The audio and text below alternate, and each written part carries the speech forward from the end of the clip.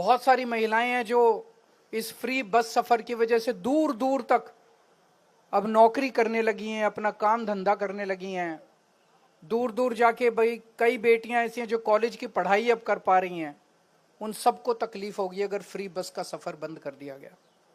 नमस्कार, स्वागत है आप सबका आयोन भारत पर। मैं हूं आपके साथ तनीषा भारद्वाज।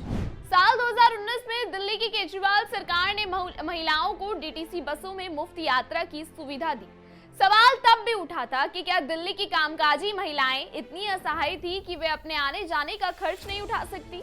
देश की महिलाएं सशक्त हैं, आत्मनिर्भर हैं और खुद के लिए खर्च कर सकती हैं। इस योजना से महिलाओं को आर्थिक रूप से कोई खास लाभ नहीं मिला, लेकिन डीटीसी को भारी नुकसान हुआ। मुफ्त यात्रा की वजह से बसों पर दबाव बढ़ा, मेंटेनेंस खर्च बढ़ा और सरकार को सब्सिडी में मोटी रकम देनी पड़ी। नतीजा ये हुआ कि डीटीसी का घाटा लगातार बढ़ता गया। सरजी बोल रहे हैं कि बीजेपी ने सत्ता में आते ही डीटीसी बस की फ्री सेवा बंद कर दी है। अब जरा खुद बताइए, जो महिला खुद कमा रही है, क्या वो अपने आने जाने पर खर्च नहीं उठा सकती? दिल्ली में महिलाओं को मुफ्त बस यात्रा की सुविधा देने वाली आम आदमी पार्टी सरकार की असलियत एक बार फिर सामने आ गई है। दिल्ली की सत्ता पे काबिज होते ही बीजेपी सरकार ने डीटीसी की आर्थिक हालत पर ध्यान देना शुरू कर दिया है। बेनकाब होने से डर से जिस सीएजी रिपोर्ट को केजरीवाल सरकार सार्वजनिक नहीं कर रही थी, उसे सीएम रेखा गुप्ता की सरकार ने विधानसभा में रखा। इस सीएजी रिपोर्ट ने जो सच उजागर किया, उसने केजरीवाल की पोल खोल दी है। ये रिपोर्ट बताती है कि कैसे बिना किसी ठोस प्लानिंग के, सिर्फ दिखावे और वोट बैंक की राजनीति के लिए दिल्ली सरकार ने डीटीसी को घाटे में धकेल दिया। सीएजी की रिपोर्ट के अनुसार 2021-22 में डीटीसी ने 660.38 करोड़ रुपए का कारोबार किया और रोजाना 15 से 16 लाख लोग डीटीसी में ट्रैवल करते थे। इसके बावजूद डीटीसी लगातार घाटे में रही। 2015-16 से लेकर 2021-22 तक के 7 साल के ऑडिट में यह साफ हुआ कि डीटीसी के पास ना तो कोई बिजनेस प्लान है, ना ही कोई परफॉर्मेंस बेंचमार्क। केजरीवाल सरकार सिर्फ मुफ्तखोरी की राजनीति में लगी रही, लेकिन इस दौरान उन्होंने कभी ये नहीं सोचा कि डीटीसी को मुनाफे में लाने के लिए कोई अध्ययन किया जाए या कोई ठोस रणनीति बनाई जाए।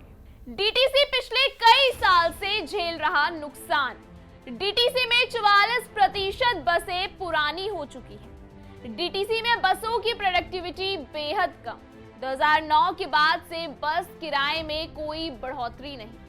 डीटीसी घाटे में, इसका जिम्मेदार कौन? फ्री बस सेवा इज इक्वल टू डीटीसी की बर्बादी। सीएजी की रिपोर्ट में बताया गया कि सरकार के साथ कोई एमओयू साइन नहीं था जिससे वित्तीय और परिचालन लक्ष्यों को तय किया जा सके। वहीं अन्य राज्य परिवहन निगमों के साथ तुलना भी नहीं की गई।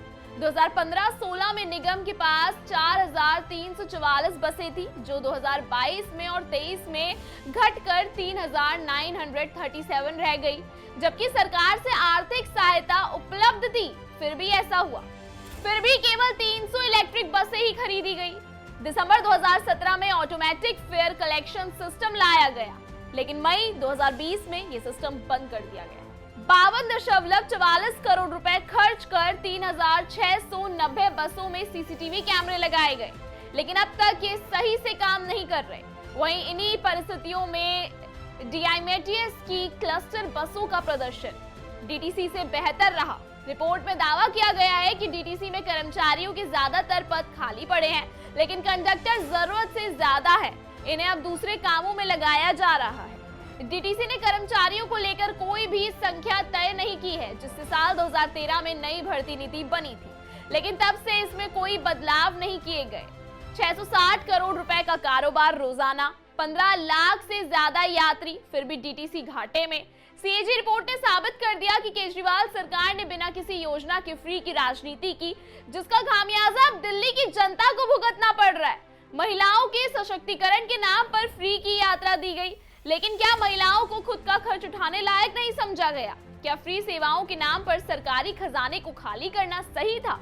सीएजी रिपोर्ट ने सच्चाई उजागर कर दी है। कोई बिजनेस प्लान नहीं, कोई परफॉर्मेंस बेंचमार्क नहीं और ना ही कोई स्टडी की डीटीसी को घाटे से कैसे निकाल के लाया जाए। भैया, सवाल ये है, अगर सरकार को ही नहीं पता था कि उसे क्या करना है, तो ये सीधे तौर पर दिल्ली की जनता को अंधकार में डाला गया है। विधानसभा में रेखा गुप्ता ने साफ कहा कि दिल्ली की जनता को गुमराह कर उनके टैक्स के पैसे से मुफ्तखोरी की राजनीति चलाई जा रही थी। अब ये सब कुछ बंद होगा।